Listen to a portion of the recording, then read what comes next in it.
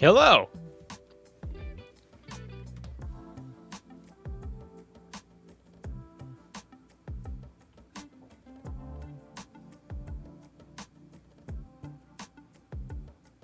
How's everyone doing? Checking on the stream. I apologize for having issues today. This is not my day. Streaming is no bueno.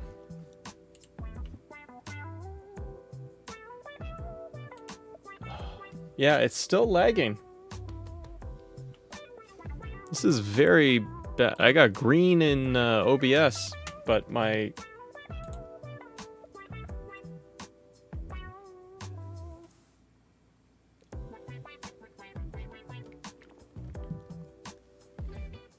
I think I'm good.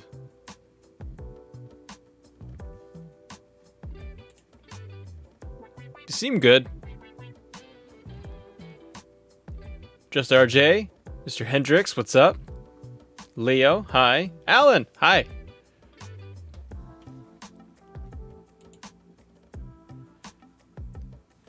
Yeah, I wanted to look at the Mr. Rotunda's news as well, coming up on Fightful. We're gonna get the show rolling here in just a second. Hope everybody is good. Hope you're having a great day.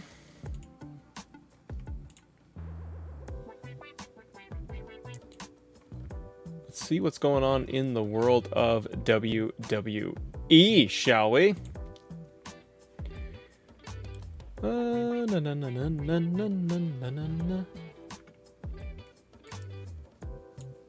Just getting things all working here, guys. Stream says it's good. I'm happy with that. Give me 1 second, guys, because we're just finishing pulling up the articles. I don't like when I got the technical problems. That's never fun. Let's see here.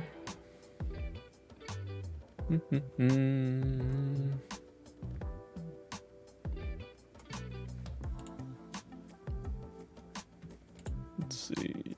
All right. I think we're okay. How are you guys doing? Barry's officially free to sign wherever he pleases. Yes, Mr. Hendricks. I see that his non-compete is over. And we should be getting Mr. Rotunda somewhere in the very, very near future, which is really, really awesome.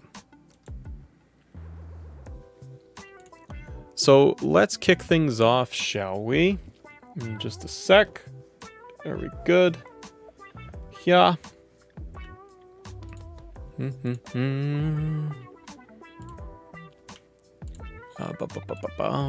go back to OBS for a second. Be down there. All right. Let's see. How is everything looking and feeling? Seems to be okay. My bitrate is fluctuating a little bit, which scares me, because I feel like it's gonna die down on me. I don't know why. The stream's gonna lag. Yeah. I can see him lagging a bit live. Let's turn this down.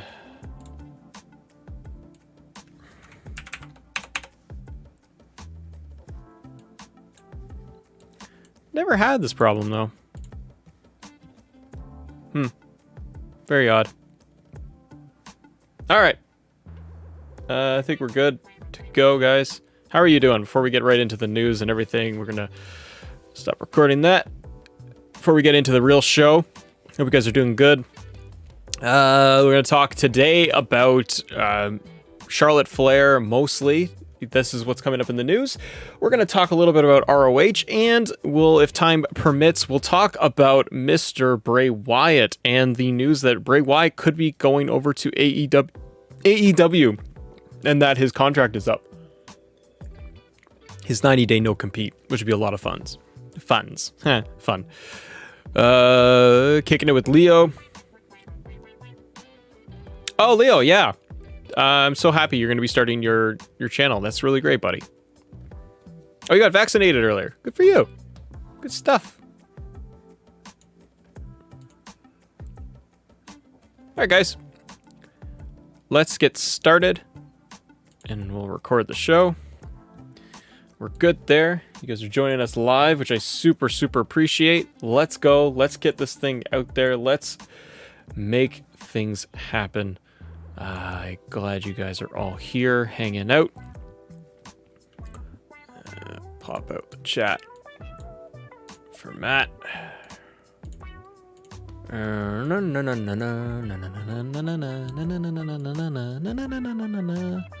Luke, what's going on, buddy? All right.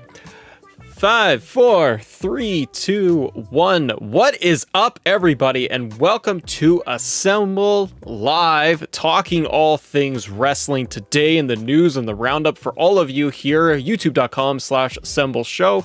We are live. Thank you, all of us who are joining us live here on the YouTube, for joining us in today's conversation, where we are going to be talking to the latest in WWE. We're going to be talking a little bit of Ring of Honor, which comes with the recent releases of basically everybody, as ROH is going to go through a full revamp and releasing a little bit later. But we're going to talk a little bit more about this Becky Charlotte situation, Charlotte Flair's current status, contract status, and everything coming out of the latest news, and a little bit of Mr. Bray Wyatt, as his contract with WWE is up and he is free to go wherever he wants. So if you guys are new to the show, thank you so much for being here. If you can do me a favor and head over to youtube.com/assemble show and subscribe to the channel and give it a thumbs up if you're enjoying the content. We are planning to bring you daily news coverage, whether it is WWE or AEW. We want to be able to talk to you guys about all the happenings happening in the world of wrestling every single day, because it's fun, because I want to. Also, we just dropped a brand new episode over on the channel talking WWE 2K22 and the microtransactions that have just come out.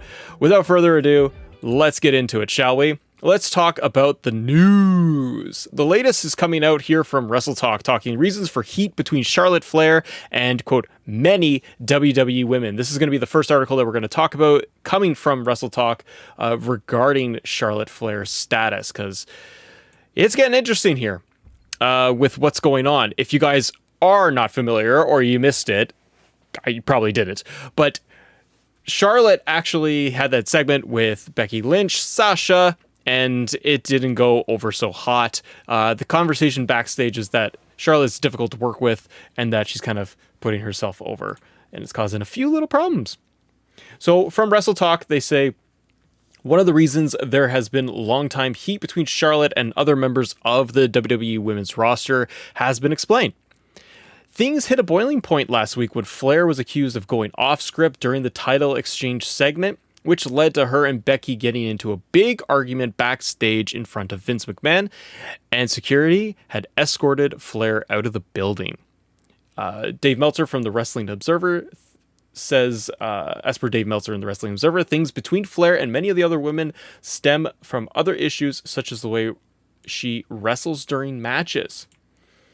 The belief is that Charlotte Flair wants to be a heel and is a heel right now, but still does babyface moves during matches, such as a big moonsault to the outside. I get that. Charlotte does not change her moveset at all. Whether she's heel or face, she's just doing her thing. But do a lot of wrestlers nowadays, in WWE specifically, change their movesets all that much? I mean, WWE is pretty, they don't really do very much to heal people up, other than sneaky finishes, but they don't really change their movesets that much, really. They still go for all the same stuff. I don't see Seth Rollins changing his moveset very often, right? A heel doing spectacular moves like that traditionally make it harder for a babyface to get over in the match, because it should be a babyface doing stuff to wow the fans, such as women's haven't taken issues with Flair doing that. It's also been noted that there's belief that Rhea Ripley should have been elevated more than she was in recent Raw Women's Championship feud with Flair, instead of it being relegated to the tag division coming out of it. But it really is that it's ultimately Vince McMahon's decision, not Flair's. Flair is set to appear on tonight's episode of SmackDown, so this is just a few days ago. It's actually scheduled to face Lynch in a Champion vs. Champion Survivor Series match next month. So what do you guys think?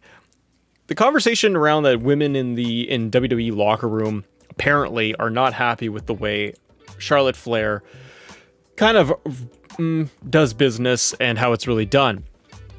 I think people like Rhea Ripley are very underutilized. I think the majority of the division, whatever show Charlotte is on, like Raw has been and now SmackDown, I feel like the rest of the women on those shows really are underutilized and they're slotted into the tag division and there's nothing else. The point on Charlotte doing moonsaults and babyface spots and getting herself over and not letting others shine, I totally see it, but ultimately it's Vince's decision on how Star is to work in the ring, right? If Vince had a big problem with how Charlotte is doing moonsaults or other big high spot, baby face spots traditionally, he would probably tell her, you got to heal it up more and you got to do something different. They don't do that. And Flair's character is Flair. Like, it's all about showboating. It's about getting the big moment in the ring. But I can see where other women are probably coming from, where if they feel like they're being pushed down, where they don't get the opportunity to get up there and shine, or if you're Rhea Ripley and you get a small time of being at the top going for the title, and then what? It's not really that great, is it? Well, let's keep going into the next piece that we've got right here. Ever since, and this one again is coming from Wrestle Talk, how long Charlotte Flair has on the WWE contract itself. Ever since last week's incident, there's been speculation about Charlotte Flair and her future with WWE.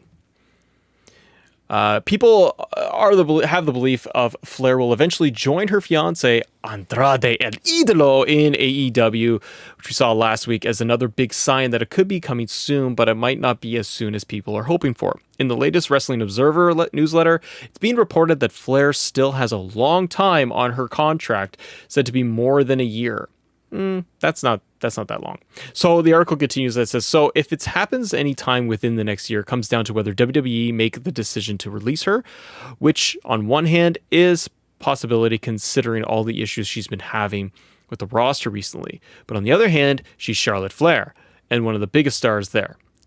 There's also the question of would AEW even take her if her reputation of being difficult is going on with backstage. Several members of the AEW roster had similar issues in WWE and have been fine in AEW, so maybe that's not an issue. It's going to be interesting to see is Charlotte Flair AEW bound? We don't know. I don't know if she is going to end up in AEW or not. I think, like a lot of people, she's going to be trying to leverage her position and try to get the most out of WWE for a contract and a contract extension. I don't really see her anywhere else other than WWE's biggest stage. She's going to get the most money and the brightest spotlight and the biggest spot if she stays with WWE. If she goes over to AEW, she's totally going to be a big giant star, but I don't know if AEW would be in a position to pay her what she potentially is getting with WWE. It seems like she wouldn't be able to make as much if she was going over to AEW. And it depends on what the goal is, right? Is it to be able to get more money? To just be able to be with Andrade and go over there and make good money and be a top star in AEW? Because she certainly should be. But I don't know what's really going on with all of this, because you have the issues of Becky and Charlotte backstage, with and on the front stage of SmackDown with that whole title exchange where, we clearly saw the title being chucked down and the exchange really didn't go well. Charlotte really seemed to kind of be, not playing very nice with Becky, and Becky then slams the microphone and then walks out of the ring. The segment really fell apart. There were the reports going out there that the Charlotte Flair is actually being removed from media appearances for the foreseeable future as well. I'm just trying to find that article too for all of us. But the other one in here too from Wrestle Talk is just saying that it seems like the unscripted WWE has actually erased the unscripted Charlotte Flair Becky Lynch moment from history itself. And I actually went back and saw this because I've been going back over the last few days to rewatch this to be like, okay, is this really what was going on? And you can't find it on WWE's YouTube channel. You can't find it on WWE.com. The segment is in there, but it's when Sasha Banks comes out and then they play the whole thing. So they're not even going back and showing you the lead up to that exchange. They've cut everything. And so if WWE, according to Wrestle Talk, has removed this whole segment, it tells you that they feel that there is a big issue with this, and probably just a big issue with how that all kind of appears. The article says that it seems like the WWE isn't happy with what went down on last week's episode between Charlotte Flair and Becky Lynch during their title exchange, which, by the way, was just like, I don't know about you guys, I hated the whole thing because I'm like, really, you just go out with a whimper of this lame title exchange? Even if you did a title exchange, you could have done it with a little bit more creativity. As you probably read about 64,285 times by now, that's funny, Flair went off script and dropped one of the belts on the ground instead of handing it to Lynch like you're supposed to. And WWE edited the unscripted moments of the replay of the show that aired following night, but that's not the end of it. This essentially means that, according to Dave Meltzer on the newsletter, WWE will be doing the same in every replay of the segment that airs and streams forever. Well, I wonder where Meltzer's getting that from. We'll see. That's not really confirmed.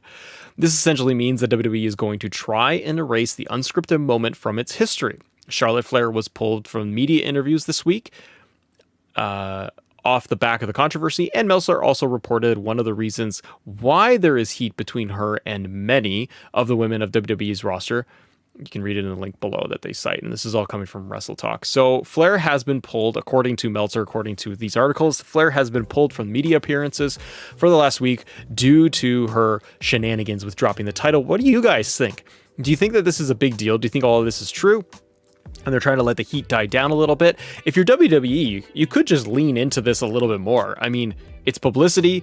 It's not the image they want to portray, but Charlotte is a heel. So why wouldn't you want to just like lean into this maybe a little bit harder? It'll be interesting to see what they do with Flair on SmackDown. When we watched Raw this past week, it didn't seem like Becky was addressing it at all. It seems like on Raw, they're just totally going to move over. And it does feel a little bit like there is, more opportunity on Raw under Becky Lynch. She's a good tweener right now. She's trying to play up a little bit of a heel. She's moving Bianca up a little bit more. And that is going to be the main feud going forward. But I'd be interested to see what other women get opportunities on Raw. I'm more interested, probably like you, to see what the heck happens on SmackDown when Charlotte Flair appears. She's the champion, and what her attitude and behavior is. The whole title scene and that moment on SmackDown where she was just supposed to hand the title over to Becky, and as Becky leaned in to grab it, she pulled it back and then just kind of chucked it to the side on the ground, basically signaling her to pick it up, for Becky to pick it up. Becky just stood back, and like you could see it all over their face and their expressions and everything that they weren't having it. And then even when Sasha came out, it just all felt very awkward and like it wasn't supposed to be that way. So I am very curious to see what they do with this and how this will all shake out. But let me know what you guys think. What do you think is going on with this entire scene right now when it comes to Becky Lynch, when it comes to Charlotte Flair? And do you think that Charlotte would end up going to AEW in the near future? I'm not too sure. Like I was saying earlier, I think that there is a possibility that she goes, but if her contract isn't due for another year, I don't know if AEW is going to want to fork out the money to get her. It's a huge star in your division. I just don't know if she fits. You know what I mean? AEW has a vibe to it. It has a certain appeal and a certain aesthetic. And I don't know if Charlotte really fits into that. Now, maybe she wants to completely change her character and she's bored of it. And frankly, I think a lot of the fans are bored of how she is utilized on screen. And things like they mentioned in the articles about like maybe her move set and changing that up. But if you're Charlotte, you can just turn around and just probably suggest that you want to change your move set and do something different.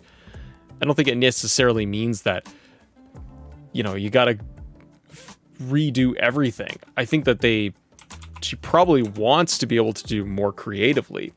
But I wonder what it will mean for the rest of the roster, because we want to be able to see more from the women's division and see more for what they can do. and I said this on a previous episode we did just a few days ago regarding the issues surrounding kind of the women's divisions on WWE programming as a whole. This is one of the big problems I have right now, is that they're not being utilized like at all. If you're not at the top of the card, if you are not the main player up there, if you're not Becky, Bianca, Charlotte, Sasha, you're not getting the TV time. You're getting 3-minute matches. You just had a Queen's Crown tournament, and like, it's just kind of a joke, unfortunately. You get Zelina Vega in there with Doudrop, and Vega is now got the accent, and she's all crowned up and all this stuff, and that's fine, but what are you doing with that? There is no story past that. Zelina Vega just wins, and now she just walks around saying she's the queen and the queen of the ring and all of this. It's just to gimmick her with, like, to put the cape on and the crown. There's no storyline that's being advanced, at least not yet. It's also the timing of everything too with WWE and how they do these storylines. You have Crown Jewel. You had the draft, you have Crown Jewel, now you have Survivor Series. You have like these 3 things going on in WWE, these 3 big like pay-per-views and events and moments all smashed together.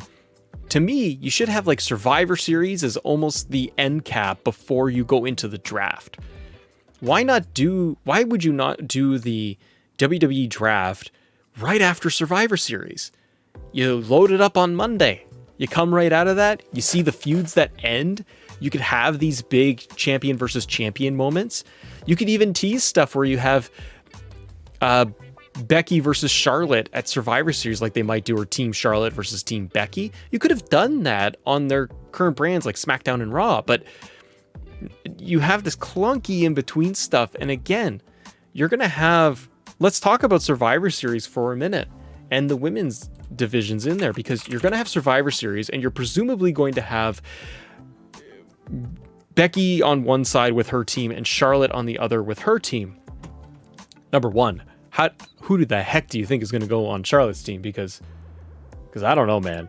Who's going to volunteer to be on Charlotte's team when it comes to Survivor Series? I'm really curious about that.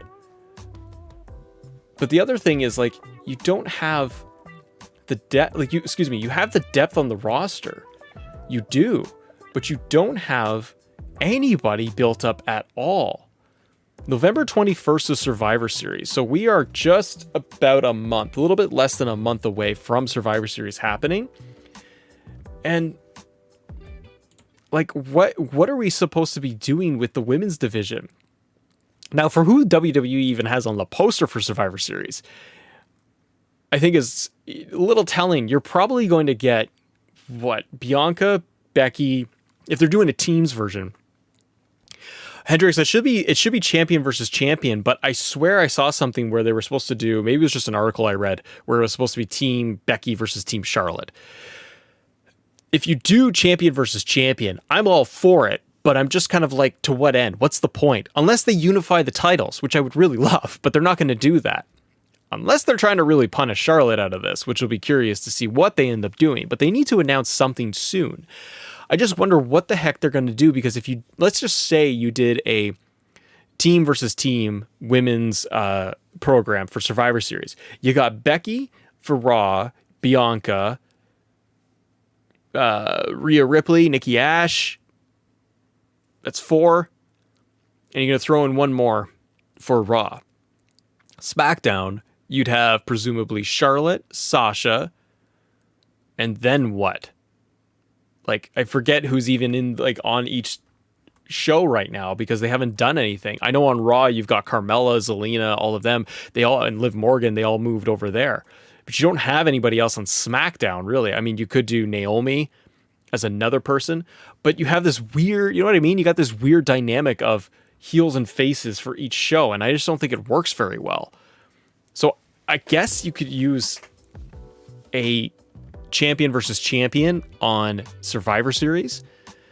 But again, I'm just saying, like, what is this for? Bragging rights? Just for the 2 top champions, just to talk about who's better? And then you make one look weak at the end? Like, what's the point of that? I know they probably would do it for the men's side, but you could also do on the men's side a Bloodline versus New Day, and that would be okay. And we've seen that, but you could probably try to make it a little bit more fun.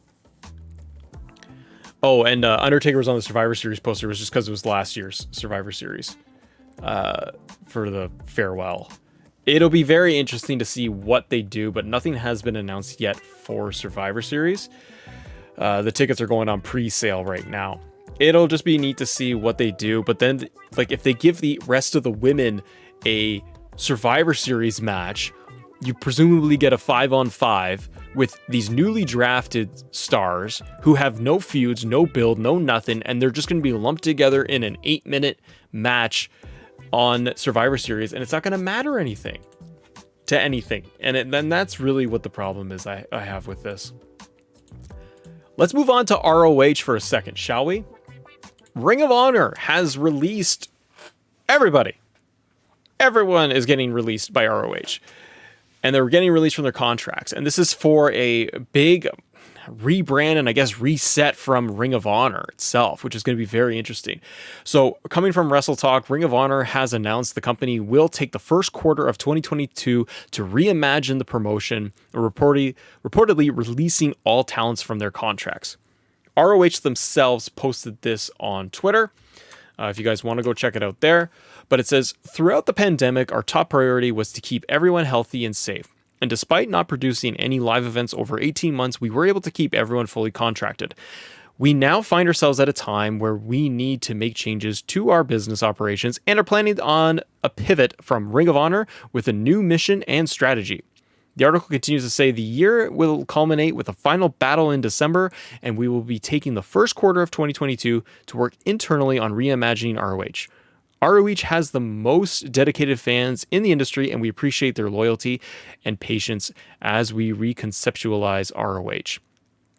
And they are anticipating the return to live events in April for the Supercard of Honor with a new fan-focused product and provide a unique experience for wrestling fans. So what do we think that this is going to be? Kudos for Ring of Honor for maintaining contracts. A lot of stars were going online to praise Ring of Honor, saying they were getting paid even when they weren't getting TV time, but they were still fulfilling their obligations, their contractual obligations. Ring of Honor was, which is really, really great on their end. They're going through a full redesign. What do you all think this will mean for Ring of Honor? I hope it means just a bigger presence. They need to do something. Ring of Honor is fantastic, and so many amazing talents have come out of ROH for the last decade or more, right? I think that they do need this, and they need to shake it up to be a little bit more competitive. If Sinclair Broadcasting is serious about putting on a better product, a better wrestling product, then they should rebrand. If they're being allowed the time to reset, rebrand, retool, reimagine what ROH will be, I am very curious to see what it'll be. It's more of a fan-focused product, and it's going to be reimagined. I wonder really what that will mean for their TV product. How is it going to be much more fan-focused? Ring of Honor really does need to pick it up, I feel. Again, if they're going to compete with, in any way compete with like AEW, I think WWE is just on its own island at this point. And I don't know how much of the market share ROH can actually take out of it, but again, if they can go back and reimagine how they're going to run their product, I am curious to see what they will do. I wonder if we would see any partnerships down the road with the likes of AEW, like AEW has done with Impact over the last couple of years. But we'll see. It'll be interesting to see what the heck they're going to do. The last piece of news I want to talk to all of you about is Bray Wyatt. Now, Mr. Rotunda himself is not very active on the Twitter, is he? But Matt Hardy is teasing reuniting with Bray Wyatt, ? This article comes from Liam Winnard over at Wrestle Talk, and the article reads like this. Matt Hardy has ramped up speculation about what the future holds for Bray Wyatt and his WWE non-compete clause coming to an end. Hardy and Wyatt were the Raw Tag Team Champions together in WWE as the Deleter of Worlds in 2018. Taken on Instagram, Matt Hardy posted several images of himself and Wyatt with the captions, #TBT 2018, it's almost time to delete the dastardly no compete. Is he suggesting a possible reunion, just having some fun, and hoping to cause some excitement amongst fans, or simply promoting a friend's name now that he's free to work again. Only time will tell of what will happen. Matt Hardy playing into it a little bit, which is always fun. I'm excited to see what the heck Bray Wyatt will do. If he's going to go anywhere, if Bray Wyatt is going to go anywhere, in my opinion, he's going to go to AEW. I don't see him going anywhere else. It doesn't make sense for him to go back to WWE. I mean, the only other thing I can see, everybody, is that Mr. Rotunda is going to go off and do something completely different, where he's going to work in film and work in Hollywood. But if he's posting like he did the other day that his contract is up, his no-compete is up, you know, you got the deleter of worlds, and they are posting, and Mr. Delete himself, Mr. Matt Hardy, is Big Money Matt, is actually posting that. They know that his non-compete is up. A lot of them are going to talk, right? And they may not, it's not like Bray Wyatt is necessarily going to turn around to Matt Hardy and say, yeah, I'm coming over to AEW, man. It's going to be great, man. It doesn't necessarily mean that, but their friends are going to want to back each other up no matter what they're doing. So it's going to be really, really cool to see what he does. What do you all think? Let me know in the chat. Let me know in the comments below. Do you think that Mr. Bray Wyatt himself is going to end up in AEW? I think it's the only move that would make sense. I don't see him in Impact. I think he's way too big for that. And I think Impact has a lot of big players right now. I don't see him in New Japan, because I think he would want to be able to have a little bit more creative freedom. And I think that AEW and Tony Khan would allow that type of creative freedom. And maybe not necessarily means that he's always on TV, right? With Bray Wyatt's ability to storytell and to be very, very creative, it might be just something that Tony Khan wants to take advantage of with his brain and just his thinking, and put him in a producer role or put him into a different role in the company to be able to leverage him, because he's a great mind to be able to have around. Bray Wyatt is a top talent. I think that having him in AEW is another move that they should be striving to make. And even if they are going to sign him, the only other thing I would say, everybody, is that I don't want to see Bray Wyatt just show up on TV next week on Dynamite. I think you need some breathing room. I think with AEW, we've had big moments of and shocking moments. I mean, we've had Malachi Black, we've had Bryan Danielson, we've had Adam Cole, we've had CM Punk.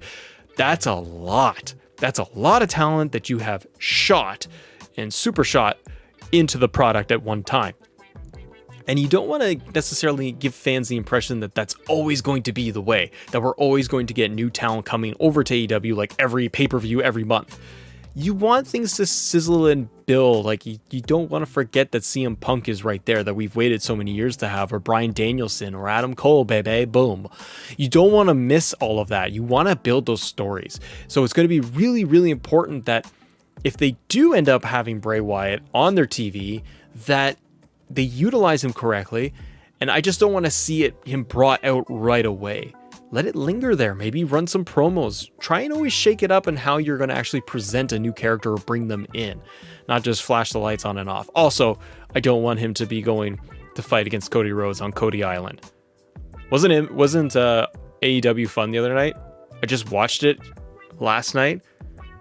Holy smokes. This is Cody Rhodes. He says he won't turn, he just like legit is just like, I won't turn heel, as he's wearing all black.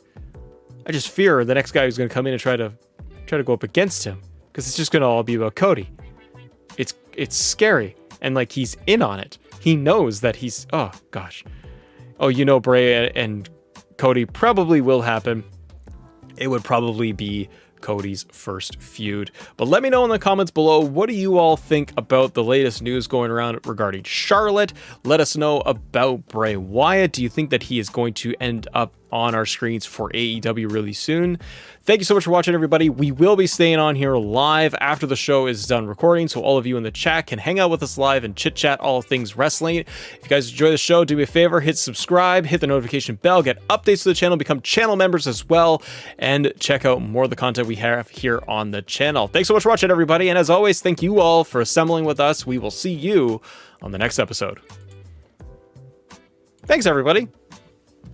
Talk to me. So we think that Bray Wyatt will debut. I think Bray Wyatt will debut at Full Gear. Maybe.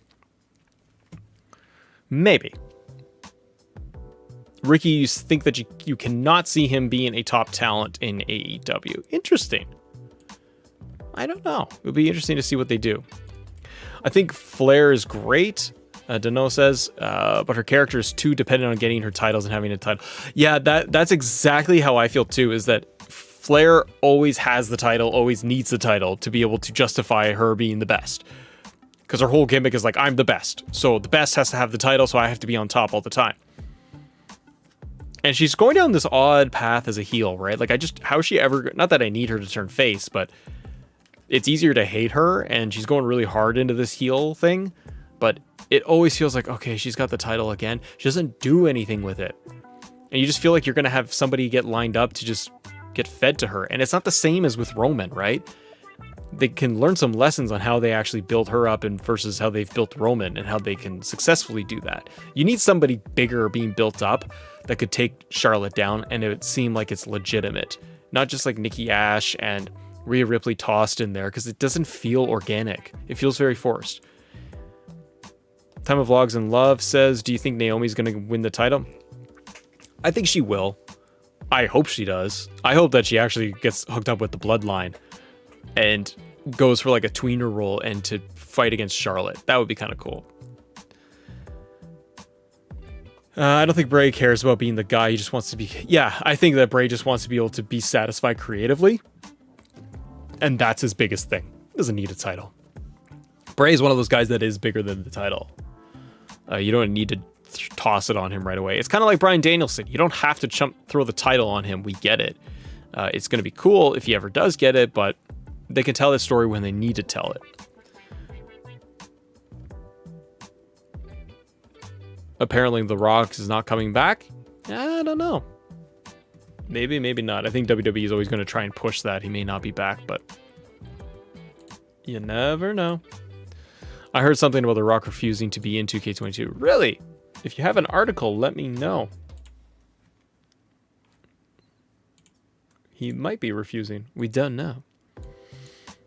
I don't know why The Rock would do that, though, if they've had his likeness in the game for years. I'd be curious to see what they do with all of that. Thank you guys for being here, and thank you for hanging out in the chat and joining us live as we were just talking, wrapping up all things WWE, a little bit of ROH today. Matt Hendricks says 2017 Bray winning the title was 100% the right call. However, the end game was at Mania 3, not so much. Yeah, and I think that he originally should have gone over on John Cena. That probably would have been an even better move. Maybe The Rock returning himself into an NFT. Yeah. Dread Shredder. Sounds harsh, but there's nothing really original. Charlotte, she's a Rick's Ego Robes music finisher catchphrase, and she's even started doing Andrade's moonsaults. I think Charlotte needs a repackage. Yeah, I don't disagree. I just think that she's probably going to stick with what she knows and what she's been doing forever. That's why she's on top, right? And keeps her on top that way. We'll have to see what happens.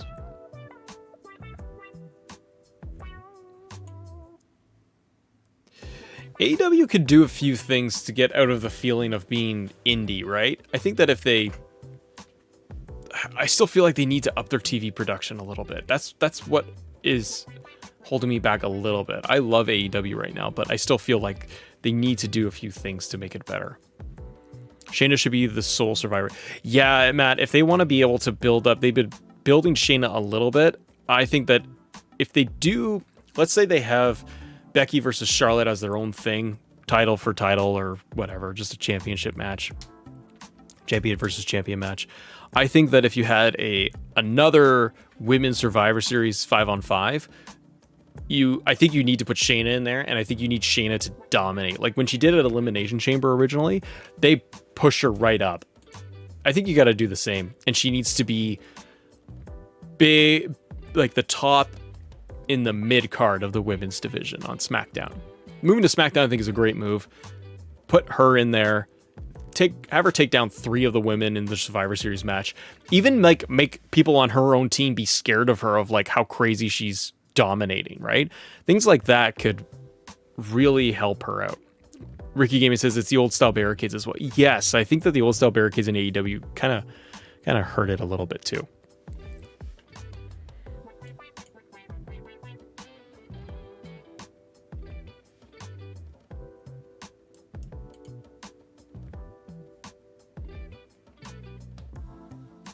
Yeah, just Stacy, I heard about the Bound for Glory end of the AEW Impact partnership.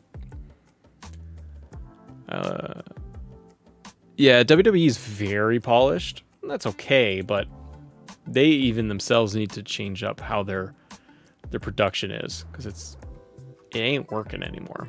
It's all very much the same.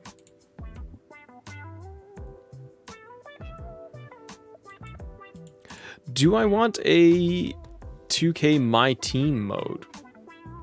Possibly. We shall see.